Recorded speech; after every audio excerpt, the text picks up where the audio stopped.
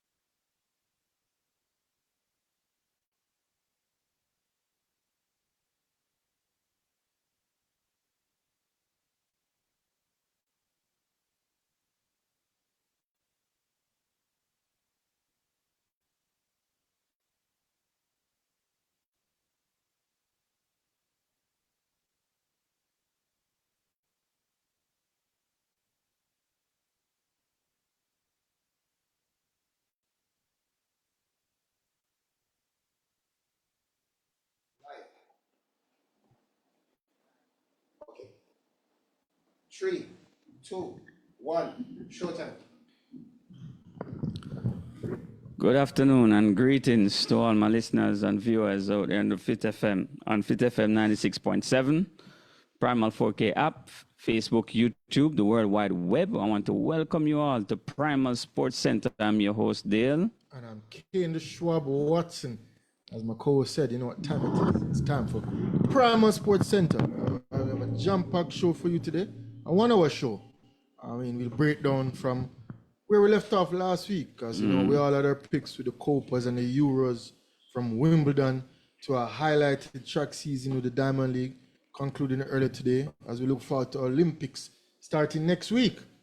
We have some NBA news, we have some, further football news, you name it. Even I see a ESPN top list circulating where they try to list the top athletes of this century so far, which we'll break down later. Over the past 2 decades. Yeah, we'll break that down later on the show. But Yeah. kick things off, we kicked things off where we left last week with our predictions for the Copas and the Euros. And if memory serves me correct, I was probably the only one who got it correct. Although I didn't pick Spain to win it all from before, I have to give my producer kudos on that one from picking Spain from the jump.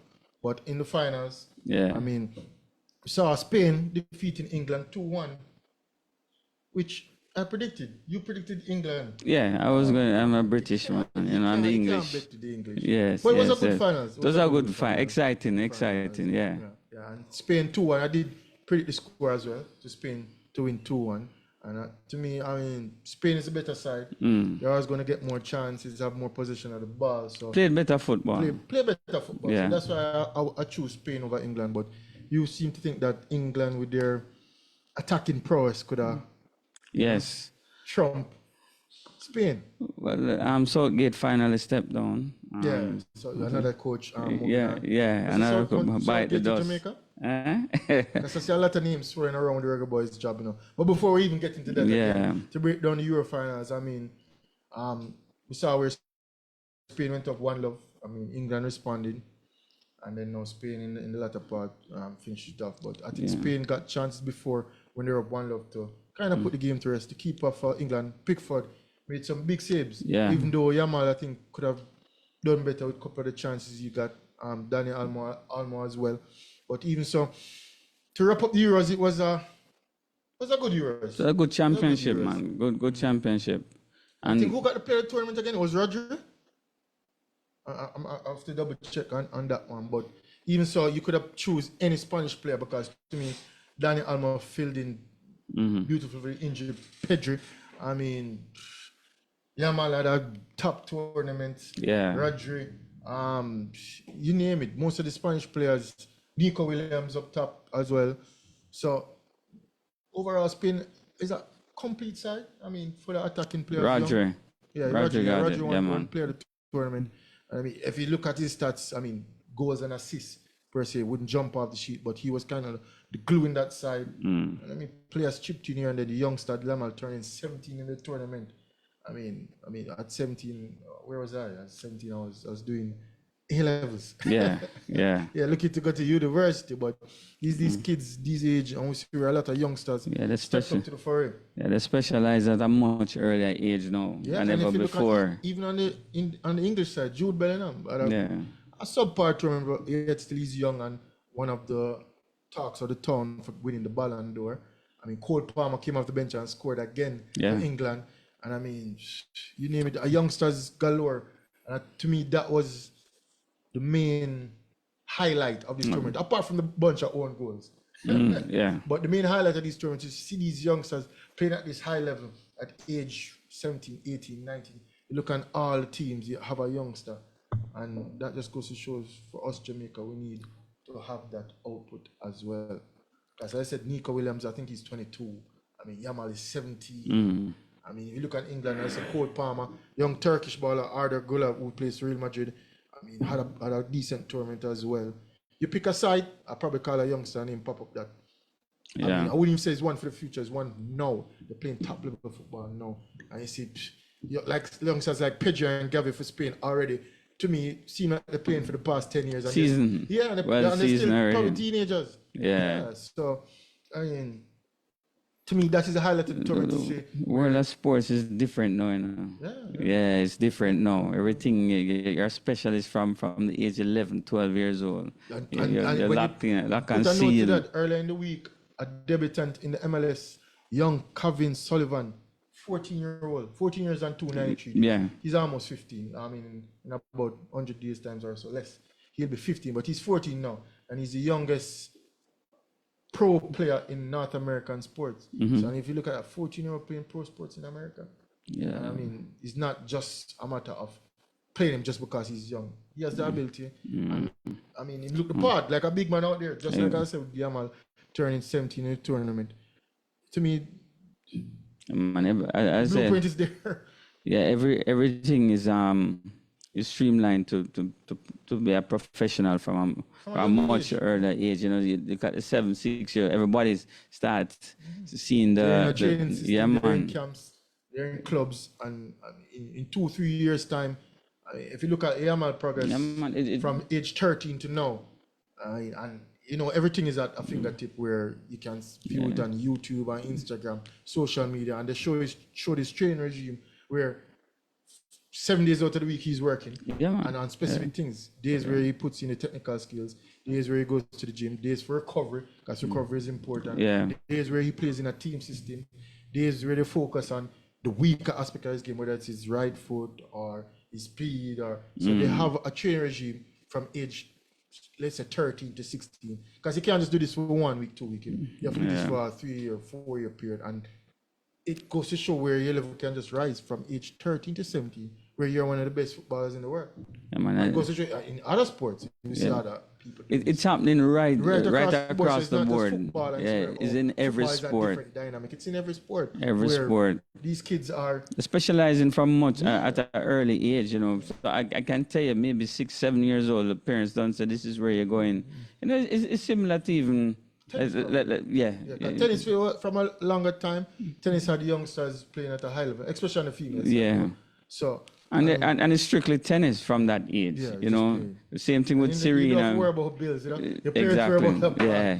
So It was the same thing with Serena and Venus. They started from what, 7, 8, and it was strictly tennis. Remember Monica There are no Seles? birthday parties. There are no this. There are no time off. It was straight professional from before the age of 10. You know, I don't know if it's a good thing. Because we see with Michael Jackson, how it affected him in the latter stages.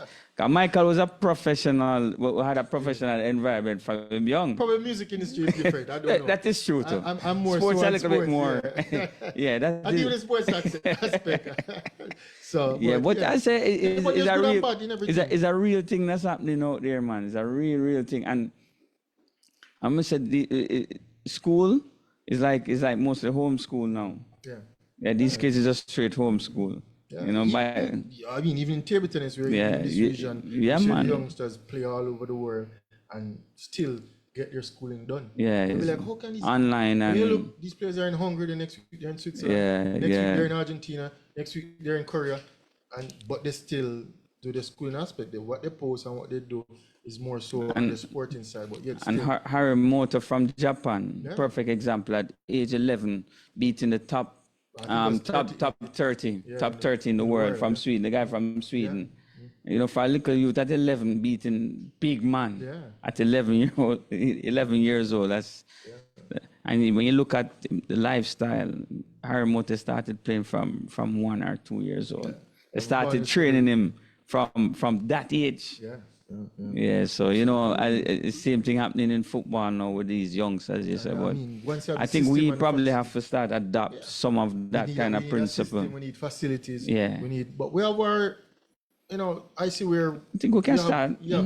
academies building up, but yet still we need more. Yeah. And we need facilities, and then we need backing with that. Because it doesn't just you just get a group of kids and expect to just. No. And then the coaching aspect of it as well. That's one of the. Yeah, you're gonna need that. It have to be one of the areas systematic. I think that is underlooked, where you need top level coaches. You need people to implement a system that will provide growth. And as I said, look on track and field. Why I think track and field is going to that level in Jamaica, where it's getting better and better and better. You have coaches all over. You have coaches down there at Bushhead High. It's not just MVP and racers. You have about 10 different clubs where you have athletes that showing world-class talent. And again, from a young age. Again, with other sports, we need top-level coaches all about. So it's not just one coach and be like, oh, I have the best 3 kids here. I'm like, no. We need one set of 3 good kids, a next set of 3 good kids, a next set of that. And I mean, with coaching and with more, that's the only way the sport can grow. Because the sport is not just one person. Yeah, you have to competition will raise the level of the players. You have to compete. It can't be you alone can do this and nobody else can do it. I mean, it's just you alone. You need the competition to kind of push you. You have to, most definitely. So you raise champions and get people at that world class. Yeah, the whole environment have to be on the same page. Yeah. But also, I mean, touching on another pick I made last week. Copa, Argentina to win. I pick Spain to win. I pick Argentina to win. I try to remember who you pick again. I didn't go with a pick for that one. You didn't go with a pick. No, I didn't go with a pick. There's the other people in Spain. Peter went to Colombia, and Fraggy went to Colombia. Argentina. Oh yes. He went to England. So yes. That's where I Trump to meet. You guys only had one. But yeah, Argentina pulled off a 1-0 victory now with a back-to-back Copa winning title. They won the previous tournament and now they're back-to-back champions. I said with a 1-0 extra time win with a goal from Arturo Martinez. I mean, it was a cagey match. So to say, Colombia, I think, played well. Had chances. I mean, Argentina, has more individual brilliant players on the pitch like Angel Di Maria, who is now retired. According to me, people retire and come back. Yeah, I know something about that. I mean, but Angel Di Maria, last match for Argentina, I think he's an Argentinian legend, and I mean, one of the most underrated players of his era. But Argentina, I mean, from goalkeeper to the striker, is a unit. They play together.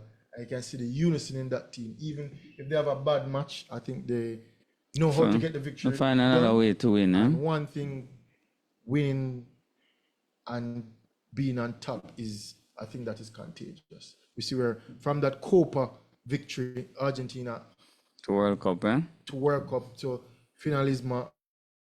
No, Copa to finalisma, beating the Euro champions last time around, which were Italy. And then winning World Cup and now coming again now winning Copa shows that, I mean, winning is just a continuous effort. Before, where they were on a street where it was just losing.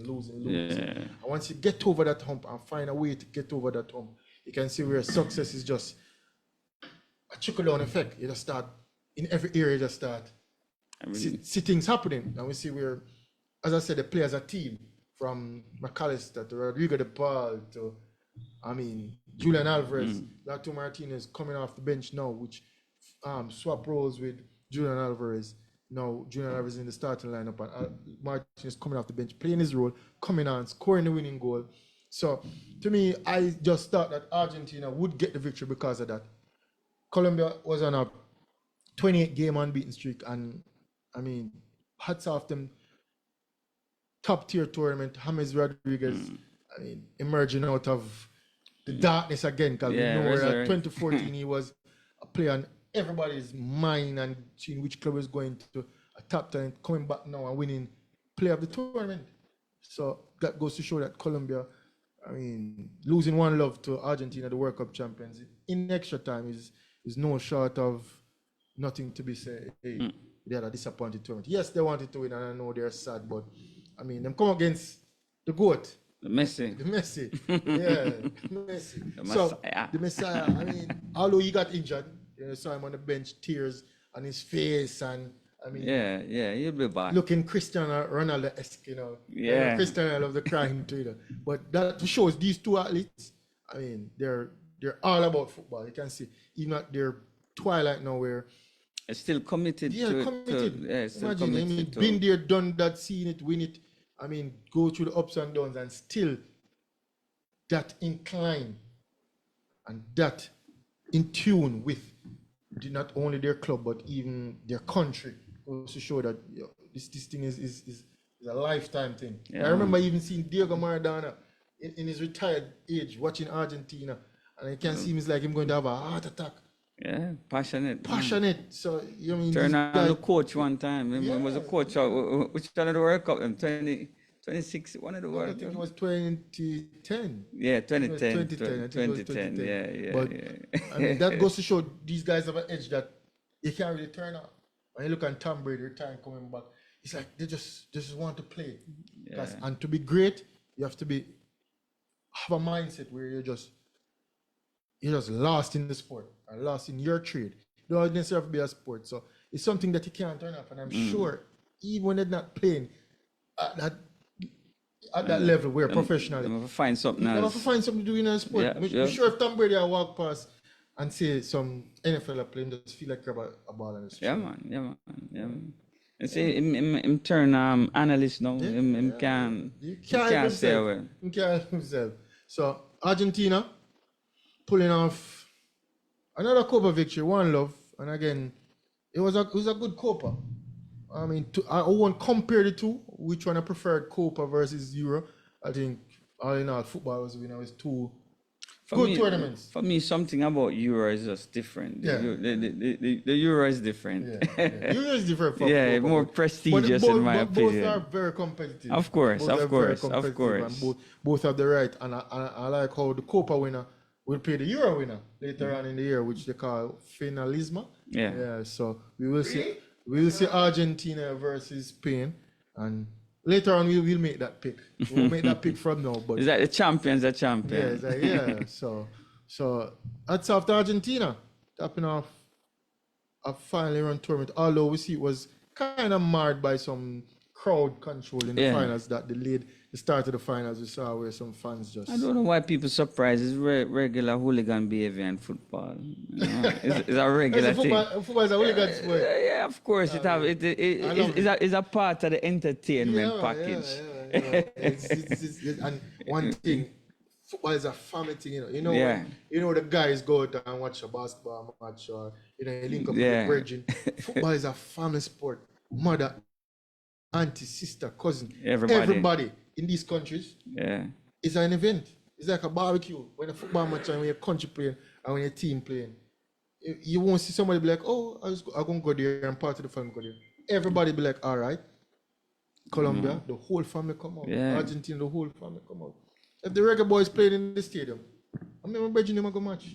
Exactly. I mean, my parents never go. Or, Is that different culture, different? No, everybody in those cultures, everybody going, man, woman, and child.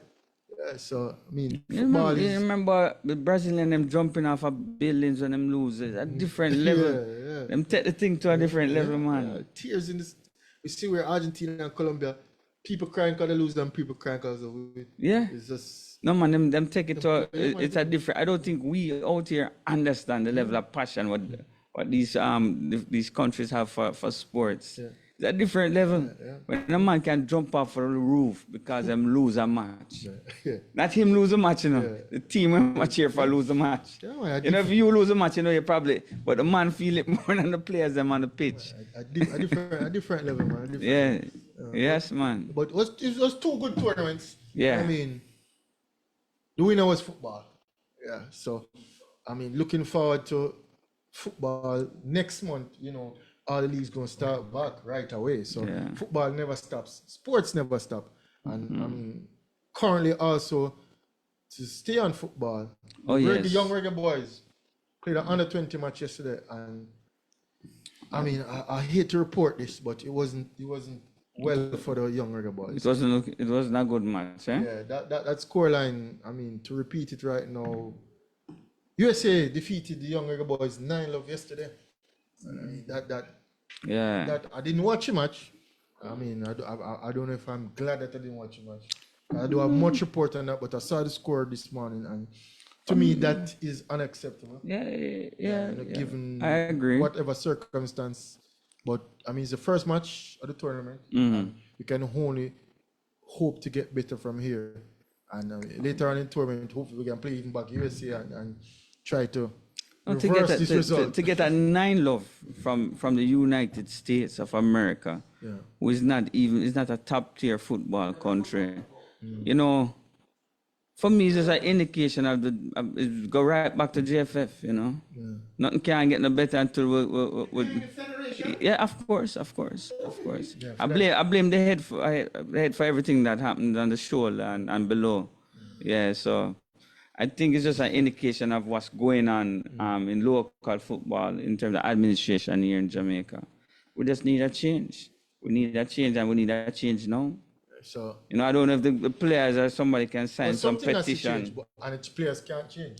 That's what I'm saying. This is the best of the crop that we have. Something is wrong. Obviously, it wasn't organized. It wasn't something that was organized properly. It's obvious. How can you get 9-0 from the United States of America? So it's obviously that something is not organized from the administration part. We'll look more into that. There's problems, man. We need, right. I think the players need to sign something. That's why I call them get rid of the coach. The girls, you remember the girls sign up the paper? I think them need to sign it and say they need a change at the top. Yes, man. You need a change. That there's no way we can get 9-0. No way we can get 9-0 from America. Yeah. That's unacceptable. And something wrong. I want them let's pick up some youth the last minute and say, come, I got the tournament. I didn't do much training or something. The preparation phase is that's where the problem is. The preparation phase has to fall down on the administration. Getting the players together and playing. But we have to go look more into those details. But right now, that result is something that we will want to forget. And he's a good coach there. Now. Jerome is a decent coach. Yeah. So you wouldn't put blame on the coach? No, it's administration. No, man, it's JFF. The whole organization and the organizing of the football is a problem. I don't think it's the coaching and the coaches and the players. No. Fair enough. We need a change. Fair enough. We want to qualify for World Cup. We need a change. Yeah. We need a change. And talking about World Cup and seeing that, I mean, we're going to need a new head coach. A lot of buzz is going around. Who will the next coach of the Reggae Boyz will be? Yeah. I hear people talking about Dwight York. I mean, the fans didn't respond well to that. Former Trinidad and Manu player. Yeah, players them don't respond well to that. And I hear something about Ole Gunnar Solskjaer. I don't know how true is that. I mean, but one thing, Rudolph Speed said that by the first week in August, they should appoint a new head coach, and that it will be a sign that will probably be astonishing to everybody out there. It will be surprising to be like, how we get such a top level coach. So with that statement, I don't think it will be Dwight York. Yeah. Okay. Will it be Ole? I don't know. Will it be Gareth Southgate? Hell no. But I mean, a lot of coaches out there. But to get Jamaica Tell me a little about that, his history. Ole? Yeah. Ole Solskjaer? Hasn't done anything. No, I was Manchester United coach. Yeah, but he didn't do anything at Manchester United. Tell me about his playing career. I mean, He was a striker. striker, super sub. Yeah, Super sub. was a Top substitute. striker. Yeah, super sub. Compare him, Super sub. compare him to Dwight York. Dwight York is a better. He's behind Dwight. Yeah. Listen, but being a better player don't mean he will be a better no, coach. You know? no, right now, we need a player coach. I think we need a coach that was a former great player, and within the Caribbean that understand the dynamics of how the Caribbean operate. So like you want to go back for Tapa then? No, Dwight York is him have the professional side. Him know how the professional side work, and him know about the unprofessional side as But well. has he ever coached at that level though? I don't think we need anybody that to coach at that level. I just know that him know about two environments: a professional environment and the unprofessional environment. Being from Trinidad and being at Manu. Yeah. So and then being a great No, unprofessional. So no, he's saying that he knows He's from both worlds. Yeah, so him have an understanding how to operate under how to deal with the unprofessionalism of Jamaica. Yes, and bring yes. his professionalism. Yes, that's my Seeing point. that he's from Trinidad and succeeding in England. And he was a great player. Yeah, he was a great so player. in terms of helping the forwards and the midfield, he must have some first-hand So knowledge. he'll be And a better pick than Ole Gunnar of Solskjaer. course. Seeing that he has You gonna- Caribbean connections. Exactly, And exactly. He has been at the top level and played. I mean, I've Seen seen it it all. all. Yeah. And played tremendously at Manu, top level striker. So And looking at that from that angle, yes, but can that translate to being a coach where you can take us? I to think the- I think the players will listen to him. Him gonna have that respect, knowing that this is a man who do it already. You know what I mean? Maybe not at the World Cup, but at club football, the highest level of football during the period in the 90s. Instead of just going for another white European coach. Yeah, go for a man where them can look up to as well. They're going to look up to the European coach, but they will look up to Dwight, as a man who is established as a former player. Just like Henry. If Henry, don't you think they would have listened to Henry if Henry come here and say, I'm going to coach? Yeah. That's my point. So, but we stop go for them Only little... being from Guadeloupe, I think. Yeah. Yeah, we can get Thierry Henry. But I'm just saying, I think that's a better pick. You know, somebody will probably understand the culture a little bit better. Well, in a couple weeks' time, they should appoint a new coach because Yep, I think we have matches in September. I think we start back in September with the Nations League. So, looking forward to that. We have to get a coach next month. I forget, In a couple weeks' time, we'll break down who the new coach is and I mean the background of the coach and why the choice and what we look for. But it's a hot seat. Coaching Reggae Boyz is a hot seat. So I mean Reggae Boyz, we need to qualify for this World Cup. The easiest in the history of football. You know what I mean? For us. Yeah. For us. It's going to be the easiest in the history. So, I mean, but I think we've reached the midway point. We look forward now to already? Yeah, we look forward now to sports commentary. Yeah. With the controversial boss himself. I don't know why I'm going to come with this. Some injury thing. I know I'm going to come try to back up some story with some injury or some something. Like him in a conspiracy stage from there. So, we'll hear him up to say. You guys seen any assassination plots recently? No. Do you think it was real or was it staged? Okay, no controversy. So last weekend was probably the greatest was probably the greatest weekend of sports I've seen in a long while. Almost like 2 World Cup finals. So we saw Latin American finals, North American, CONMEBOL Copa, and we also saw Spain justify my selection. I'm one of the few people who picked Spain from the get-go. I fell short with the Colombia thing, but then Colombia suffered from some bookings and all kind of thing. And Argentina also had an injury on their most influential player, but managed to squeak it out. But well done by Argentina. That was a peach of a strike. Worth waiting for. What was it, last minute? Very close to the last minute.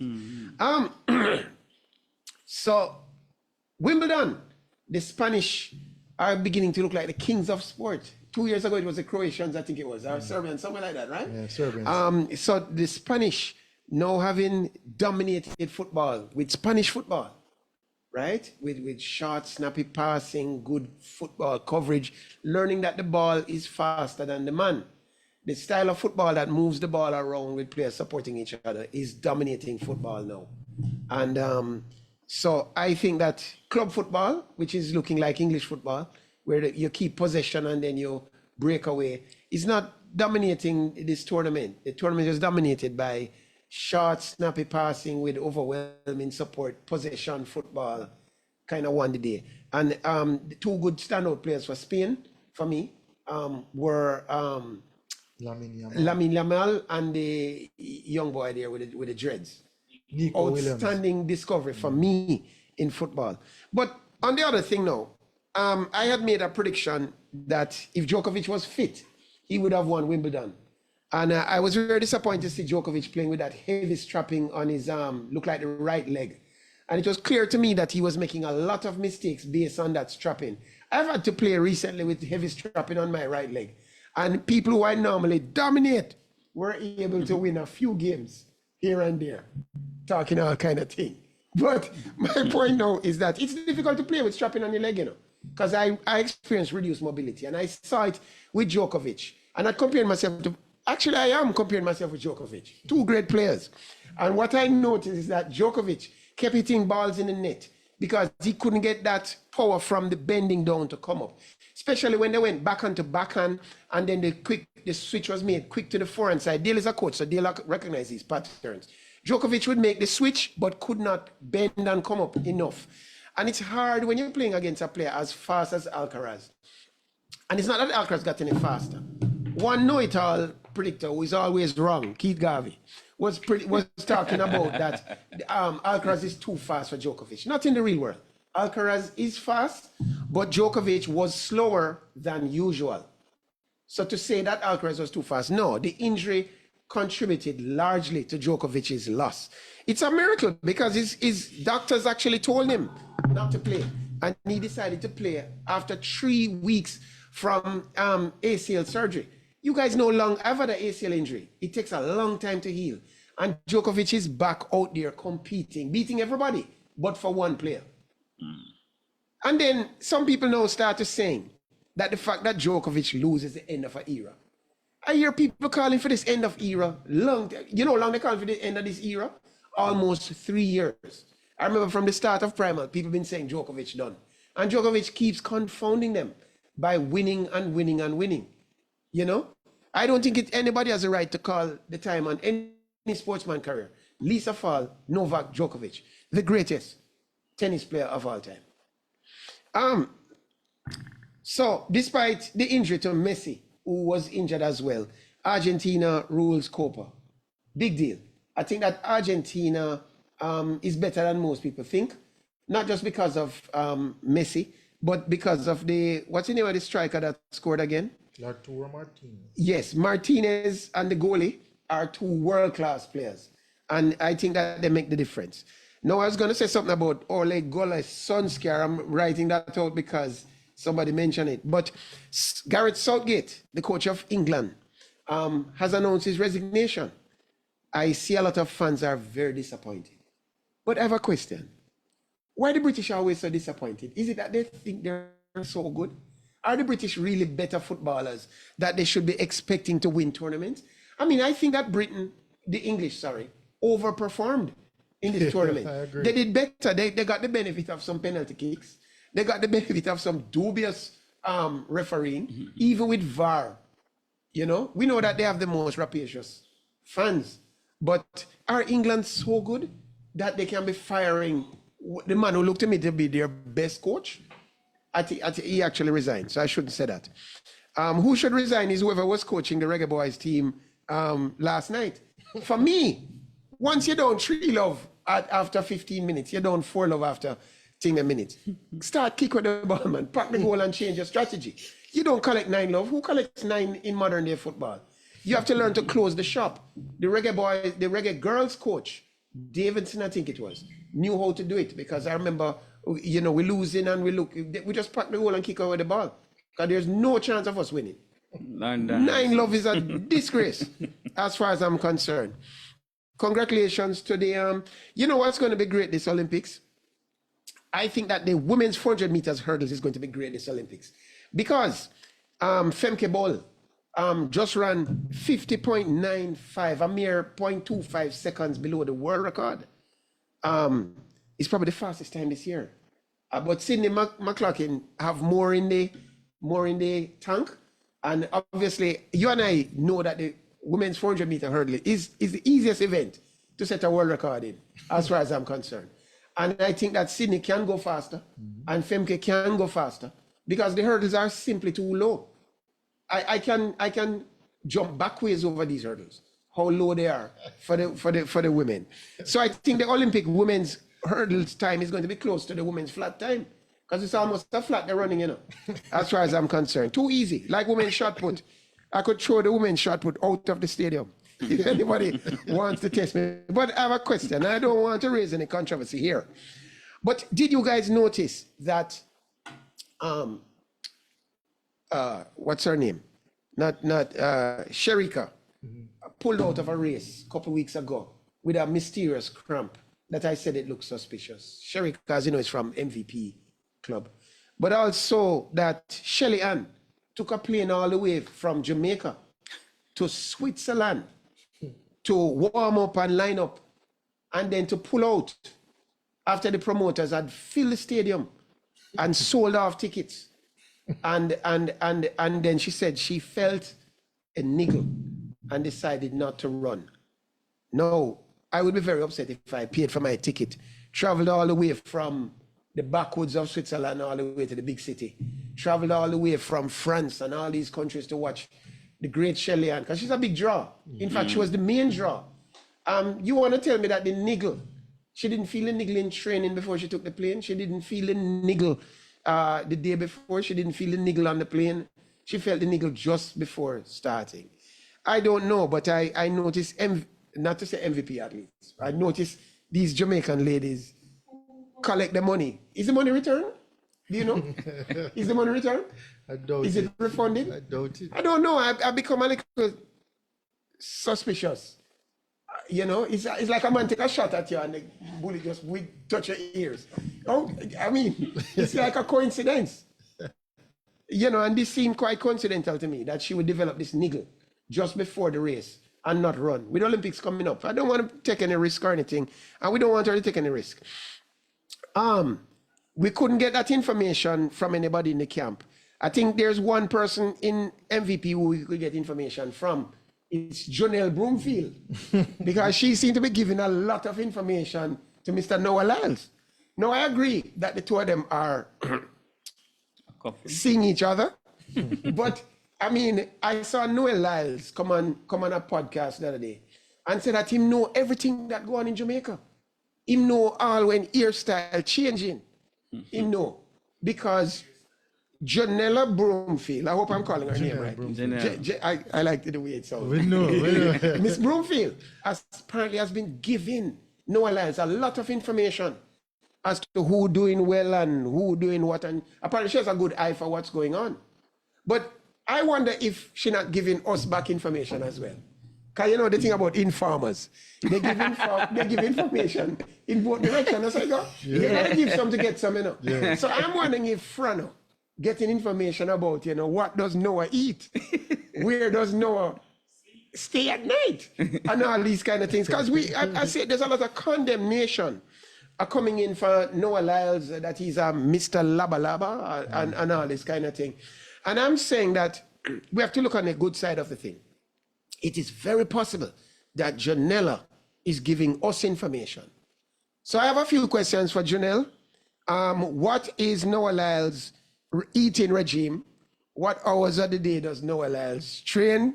We need to know these kind of things. Because, if we're having the information exchange, we need to get that information, don't you guys think? No. I think that I've been noticing a lot of interviews with the great Usain Bolt. And I think that Bolt also is talking too much about whether Noah will break his record and whether he's break his record. Aren't you bored of seeing that now? I mean, to be honest with you, you have no control over whether a man going to break a record, So you might as well ask me if they're going to break Usain record. Usain ran a 19.19, and I think that record is breakable based on how I see Noah Lyles running, right? Noah Lyles looks like he has the capability of going faster. And therefore, I think that it is possible in this tournament, the Olympics, that Noah Lyles will break that information, break that record, especially with the information from Janelle. Yeah. Because Janelle can tell Noah, what position we'll be running in and what our tactics will be. And Noah will probably set himself right. He knows when they'll be relaxed because Janelle is there to help and all that kind of thing. That's sports commentary. What say you? Oh boy, that is a touchy topic. Yeah. It's a touchy topic there. By the way, Bloomfield, she running flat floor. Yeah. So she'll be at the Olympics in the Jamaica camp. Yeah. Because she is a Jamaican. Okay. Interesting. Yeah. Our partner is American, which is our rival, Noah Lyles, who ran 9.81 today, a PB, heading into the Olympics. Yeah, and I don't agree with Peter with that. Just one thing, I don't think Noah have the speed to break that 1990. No. I don't think him that fast, Peter. No. Run him 100 meters. Yeah, him 100 meters is too slow. Yeah. He might be a 9.6 man. Yeah. I don't think it. Yeah, 9.6. I mean, but it's a talk of the town for the whole week. For about 3 years now. No, I'm talking about this Bloomfield and the exchange. Yeah. I mean, there's no pillow talk already and lie down and talk. Tell us. Right. That's what I've heard about the pillow talk. But I mean, I think people making a big deal out of nothing. Because what secrets really could be told in all of this? But why Noah couldn't keep quiet? That is the issue, though. No, I think Noah is doing it just to rattle up the danceness, to stir the pot. And I think it's a bunch of mind games. Yeah. I mean, him know him about him is a talker. Him like to talk. Which camp Bloomfield is from? MVP. Was from MVP. Was from MVP. She's in the States training now. Oh, okay. So she have the scoop on Kishin. Okay. No, but she was a part of MVP. Yeah. And I Could mean, we call she her an training. interviewer? Get back on some I mean, and she said that, I mean, none of us not paying our bills. So What? She said on Instagram. yeah.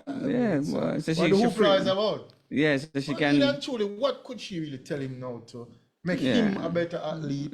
Which probably she wouldn't mind him being a better athlete because it's our boo thing. Yeah. So I mean, but when the competition get hot and him have to run that race, she won't be out there running with him. And that Kishan Thompson built like a beast. No less have to run 9.7, 9.6 probably. To win that race. Yeah. So 9.8 is a good sign though. yeah, but him running a PB today is a good sign. Shows that he's in top form. And I always want to watch out because he's a world champion. What would Noah? What I want to see that race to see how well, how was the start? The start was good. Good start. Good start. Good start. Yeah. Well, that's his problem, innit? The start. Speed maintenance. He does not ease up at the tail. Yeah. Does not ease up at the tail. That's between him and all Jamaica. Yeah. But it should be a good good one. final. Kishan Thompson is the favorite. I mean, for the bookies. So I think $2.50. Yeah. I hear you. Tell the listeners some more, yeah. Cause I hear you have a big odds. Yeah, I'm sure you can go in at what, 3-1? $3? Yeah, so if you're a betting man, I mean, this Olympics, you probably can make some. That's good odds for Sharika, you know, for the 200, that 100 in the two. The 200, Gabby 3-1. At $2.50. Yeah. So, Kane, you want to make a prediction for the Quinella? No, I think that Julian Alfredo doing the gold medal. No, the men's Quinella. Men's Quinella. Or the exacta. The exacta. Yeah. Kishan Thompson from Noah Lyles and third place, Oblique Seville. I think Oblique, I'm squeezing for the third. Yeah. Oblique very quiet though. Yeah, very quiet. He seem to know how to run the rounds now. Yeah. And even so, run fast after running a quick time. If you can run 9.8 and then run 9.8 again. I will see where in the past athletes run fast and then in the finals they run Like slow. a Safa. I mean, I don't really like to call names, but you name one. No, I have to call the name. I just have to call it. Yeah. Yes, but Yeah, that's true. So with the likes of the other athletes coming in, Tiboga will be there. I mean, Tiboga is running good. Run a PB earlier today. I don't know why Tuboga don't just leave the 100 and go run 4, because it look like a real 400 runner. Silver medalist last year. Yeah, but nobody wants to do 4. Yeah, boy, this should look like him can do the 4, man. Him don't have that explosiveness for the 100.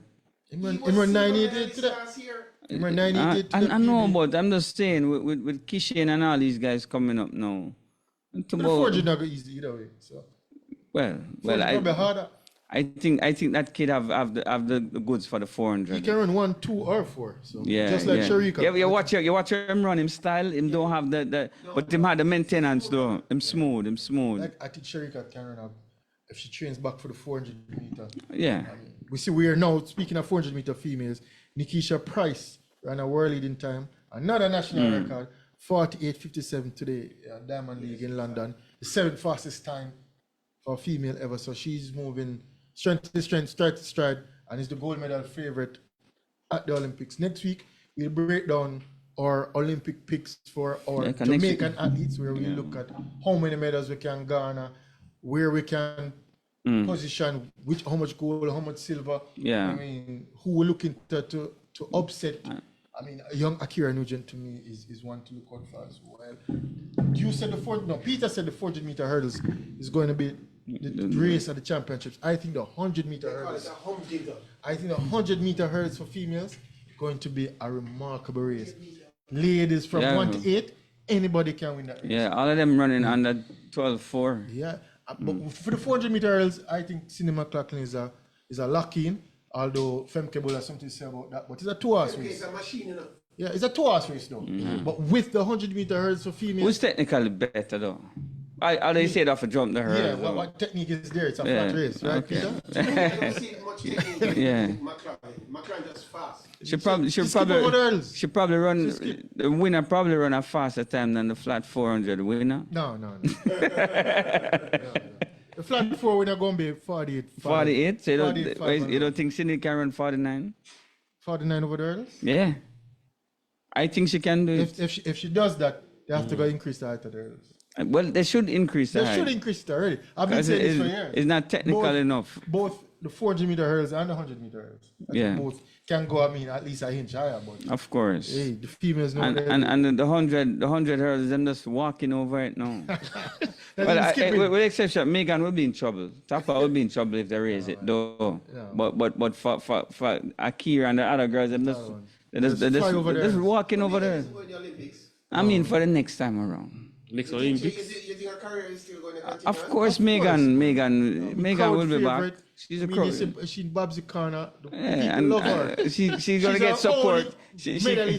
Female medalist in 100 meters. Yes. And that might change this year, though. That might change. I hope it changes. Is the world champion Jamaican? Yeah. Daniel Williams, the 2-time world champion. Yeah. And that finals is going to be tough to make. Yeah, it's going to be a good race. I'm telling people from now, my pick for that hurdles is a Dutch girl named Vissa. The 100 hurdles? Yeah. Brave prediction. Nobody's looking at her, but trust me. What's the odds on that? 7 to 1. Wow. People need to say anything. It's all like I need to go to Cayman and start, man. 67 to 1. 67 to 1. I'm not going to repeat it. Boy, the Olympics start next week, next week Friday. You can go and research it. Yeah. But people, we have Froggy in 5 right about now. We talk about cricket now. For a short period of time. So, we have to talk about the cricket because the people out west love them cricket, Chilean. So, West Indies, after being embarrassed in the first test against England at Lords, second test, England made 4-16 first innings. West Indies going 4-57 all out. A leader for what? Look for over 40 runs. And the second innings, England are now 248 for 3. Second innings, a lead of 207 runs. So, batting paradise. Yeah? So it's like a batting paradise. Yeah. But the West Indies are still bowling well. The bowling is can bowl out England. I even bowl out anybody. 460. That's not good bowling. 460. I test cricket on a T20. Even if for bowlers for 460, I don't consider that good bowling. They bowl too long. Bowl them out. No, when last West Indies bowl out a team. They bowling too long. Somebody make 460 earlier than you say. Well, we make 457. That goes to show. They bowl us out too? Yeah. There you go. It's a batting paradise. But England leading by 207. Day 3 going into day 4. So we're hoping. Day 3? Day 3. So much runs making it the first 2 days? 900 runs? I must say, it's not Jimmy Adams batting, It's a T20 T20 segment. test. Man, you swing the T20 bat, test. man. No, I don't play one. It's a So lot of runs in 2 days. I feel just big them up and hope so we can even pull off the victories. At first, about 3 test matches. But even so, second half, 248 for 3. I have a question for They're you. going to 500 and declare. People in the stands watching this thing, right? England, you know. It's Oh, England love the okay, cricket. England okay. love the cricket. Football and cricket, they love, and love rugby. Yeah. No, England is a sporting country. Okay, Even though I don't rate England highly in terms of, People watching because even football. Peter touched on the point, England outdid themselves in the US and went to the finals. Okay, I that's don't see England winning much of anything, but one thing with the British, they love this sport. yeah. They love So, this so sport.